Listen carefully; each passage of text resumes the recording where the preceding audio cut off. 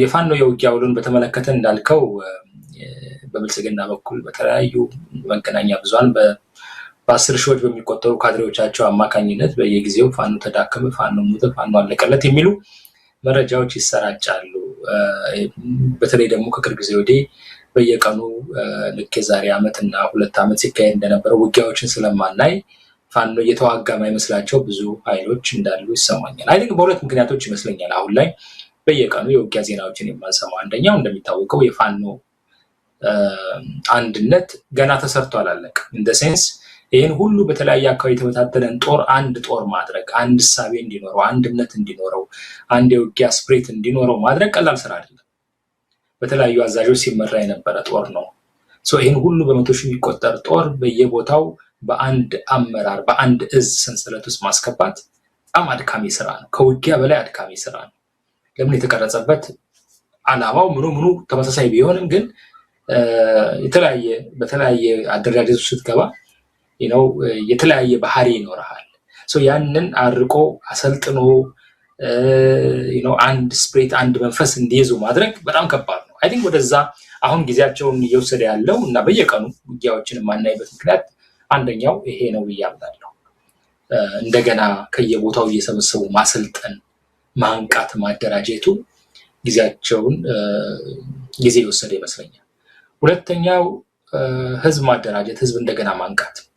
ብልጽግና ከፍተኛ የሚባል ገንዘብ መድቦ ነው አርሶ አደሩን ለራሱ ለማድረግ የተንቀሳቀሰ ያለው።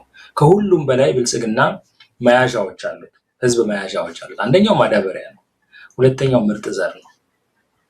በእነዚህ መያዣዎች አማካኝነት እነዚህ አርሶ አደሩ እነዚህ መያዣዎች ከተያዙበት በቀጥታ ለረሃብ እንደሚጋለጥ ስለሚያውቀው በእነዚህ መያዣዎች የተነሳ አርሶ አደሩ ሳይወድ በግድ ብልጽግና ሊደግፍ ይገደዳል። ለማዳበሪያ በሚሄድበት ጊዜ፣ ማዳበሪያ ለመቀበል በሚሄድበት ጊዜ፣ ምርጥ ዘር ለመቀበል በሚሄድበት ጊዜ የብልጽግና ሰዎች ፋኖን ብትደግፉ፣ ይህንን ከደገፋችሁ ማዳበሪያ አታገኙም፣ እኛን ካልደገፋችሁ ምርጥ ዘር አታገኙም እያሉ በተለያየ በማስፈራሪያም በቅስቀሳም አርሶ አደሩ ለፋኖ ድጋፉን እንዳይሰጥ ለማድረግ ሲሞክሩ ቆይተዋል። ይህን ህዝብ እንደገና መልሶ ማንቃት፣ ስለ ትግሉ መናገር፣ ማደራጀት በጣም ከባድ ስራ ነው። በዛ ላይ ማዳበሪያ ፈልገህ መስጠትም አለብህ፣ ምርጥ ዘር አፈላልገህ መስጠት አለብህ፣ የኢኮኖሚ እንቅስቃሴው መገንባት አለብህ፣ በአስተዳደራዊ መዋቅሩን መልሰህ መገንባት አለብህ። ምክንያቱም የፈራረሰ አስተዳደራዊ መዋቅር ነው። አድካሚ ስራ ነው። የማስተዳደር ስራ ከውጊያ በላይ ደግሞ በጣም አድካሚ ስራ ነው። አይ ቲንክ ጊዜያቸውን በህዝባዊ ስብሰባዎች በማደራጀት በማጠናከር በማስተዳደር እያዋሉት እንደሆነ ይሰማኛል። በእነዚህ ምክንያቶች ሁለት ምክንያቶች ተደጋጋሚ ውጊያዎችን በየቀኑ ወይም ደግሞ የዕለት ውጊያዎችን አናይም። እነዚህ ነገሮች ናቸው እንግዲህ የብልጽግና ደጋፊዎችን ልብ ሰጥቷቸው ፋኖ እየተዳከመ ነው የሚሉት። ሪያሊቲ ግን ፋኖ እየተጠናከረ ነው። ለምንድነው የሚጠናከረው? እንደ ትናንትናው ተለያይቶ አይደለም አሁን የሚዋጋው። አሁን በአንድ እንዳልኩ እዝ ሰንሰለት፣ በአንድ መንፈስ፣ በአንድ ስፕሪት ስለሚዋጋ ፋኖ ከትናንትናው በላይ ዛሬ እየተጠናከረ ነው። እየተዋጋ ባይመስልህ እየተጠናከረ ነው፣ ከውስጥ እየተደራጀ ነው፣ እየሰለጠነ ነው። በጣም አስፈሪ ኃይል ሆኖ ለመውጣት ዝግጅት እያደረገ ነው። ገብቶሃል?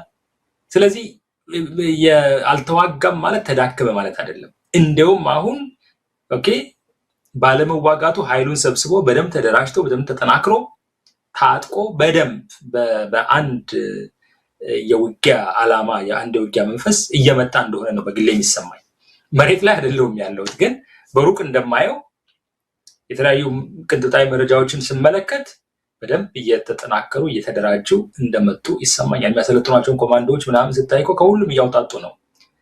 አንድ ስፕሪት ያለው ወታደር እየተፈጠረ እንደሆነ፣ ኃይል እየተፈጠረ እንደሆነ ይሄ ጥንካሬ የሚያሳይ ነው እንጂ ድክመትን የሚያሳይ አይደለም። ሁለተኛ ከህዝብ ጋር መገናኘት፣ ህዝብን በተለያየ መልኩ መያዝ ወሳኙ ነው።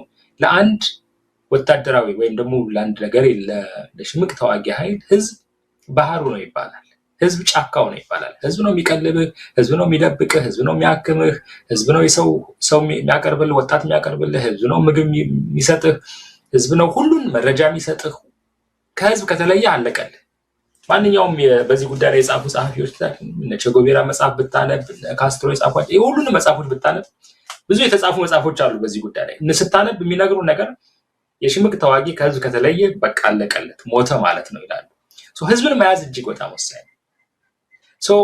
ፋኖች በቀጥታ በየቀኑ እየሄዱ ከመከላከያ ጋር ከመዋጋት በቀጥታ ከህዝብ ጋር እየሄዱ እየተወያዩ ምን እናድርግ እያሉ መማከራቸው የጥንካሬ ደረጃቸውን የሚያሳይ ነው። በእኔ ግምገማ የበለጠ እየተጠናከሩ ነው ማለት ነው። ህዝብን ከራሳቸው ጎን እያሰለፉ ነው። ኦኬ ይሄ የፋኖን መዳከም ሳይሆን የፋኖን መጠናከር የሚያሳይ ነው። ዝም ብለው ህዝብን ከጀርባ ሳይዙ አይደለም እየሮጡ ያሉት። አሁን በደንብ ስር እየሰደዱ ጦራቸውን መሬት ላይ እየተከሉ እየተጓዙ እንደሆነ ታያለ። እነዚህ ሁኔታዎች ለወደፊቱ የፋኖ ኃይሎች ሁኔታዎች ሲያመቿቸው ጠንካራ ምት አሳርፈው ወደ ግባቸው የሚሄዱበት መንገድ እየተጠረገ የመጣ ይመስለኛል። አሁን ይሄ ደቡብ ጎንደር ላይ ምናምን የምናያቸው ውጊያዎች እነዚህ ለወደፊት ከሚመጣው ውጊያ ጋር ስታየው በጣም ይመንት ነው። ደቡብ ጎንደር ላይ የተካሄደበት ዋናው ምክንያት አሁን ላይ በተለይ የተካሄደበት ዋናው ምክንያት ደቡብ ጎንደር እንደምታውቀው ከዚህ ቀደም የብአዴን መሰረቱ ነበረ፣ ቤዙ ነው። ደቡብ ጎንደር አካባቢ የፋኖን እንቅስቃሴ ለመትከል በጣም ብዙ ጊዜ ወስዷል። ጀነራል ውባንተ አባተ ከሰሜን ጎንደር መጥቶ ደቡብ ጎንደር ላይ የከተመበት ዋናው ምክንያት የሰሜን አካባቢ የሰሜን ጎንደር አካባቢ ህዝብ የብአዴን ቤዝ ስላልነበረ ለማደራጀት ከባድ አልነበረ። ደቡብ ጎንደርን ግን ለማደራጀት እጅግ በጣም ከባድ ስለነበረ እሱ ከዛ መጥቶ ነው ደቡብ ጎንደር አካባቢ የፋኖን ትግል የተከለው። ነገር ግን የዛ አካባቢ እንዳልኩ የብአዴን ስሪትም ስለሆነ አሁንም ድረስ በስልጣን ላይ ያሉ ብዙ ብአዴኖች ቤዛቸው እዛ አካባቢ ስለሆነ ደቡብ ጎንደር ላይ የፋኖን ኃይል መትከል እንዲሁ ቀላል አልነበረ። የብልጽግናም ኃይሎችም ይህን ስለሚያውቁ በተደጋጋሚ ደቡብ ጎንደር አካባቢ የሚኖሩ የዛን አካባቢ ተወላጆች በገንዘብ በመያዝ በባለስልጣናት ዘመድ አዝማድ ምናምን እነዚህ በመያዝ ምናምን በተለያየ መንገድ ፋኖን ለማዳከም ብዙ ሞክረዋል። የፋኖ ኃይሎች እርስ በርስ እንዳይተማመኑ እንዲዋጉ ለማድረግ ሞክረዋል። የደቡብ ጎንደር ኃይል በተወሰነ ደረጃ ተዳክሞ ቆይቷል። ነገር ግን አሁን ፋኖ አንድ ከሆነ በኋላ ይሄንን ዞን መልሶ ለመያዝ ከፍተኛ ትግል አድርጎ አሁን ወደ ውጤት እየመጣ የአሁኑ ውጊያ ምንድነው ብልጽግና እንደገና ያንን ሙሉ በሙሉ ዞኑን ለመቆጣጠር የነበረውን ፍላጎት የሚያመክን እና የደቡብ ጎንደርን ዞን በፋኖ በራሳቸው ትክክለኛ ሰው የሚወክሉበት ሁኔታ እየመጣ እንደሆነ ነው የምታየው። ቀላል አይደለም፣ ፈተናው ከባድ ነው። ነገር ግን አይ ቲንክ ጉዟቸው ጥሩ መስመር እየያዘ እንደሆነ ነው የምታየው። ሰሜን ወሎ እንደምታውቀው ተቆጣጥረውታል በአብዛኛው። ሰሜን ጎንደር አካባቢ ጠንካራ እንቅስቃሴ ያላቸው፣ ሸዋ ጎጃም ጠንካራ እንቅስቃሴ ያላቸው፣ ደቡብ ጎንደር አካባቢ ያለውን ኃይል ደግሞ አሁን በዚህ መልኩ ከሄዱበት አይ ቲንክ በአማራ ክልል አካባቢ ያለው አጠቃላይ አብዛኛው ቦታ ነፃ ስለሚወጣ ክልሉ ነፃ የሚወጣበት ጊዜ በጣም ሩቅ ላይሆን ይችላል። እንደማገኝ እንደዛ ነው እንግዲህ የምረዳው።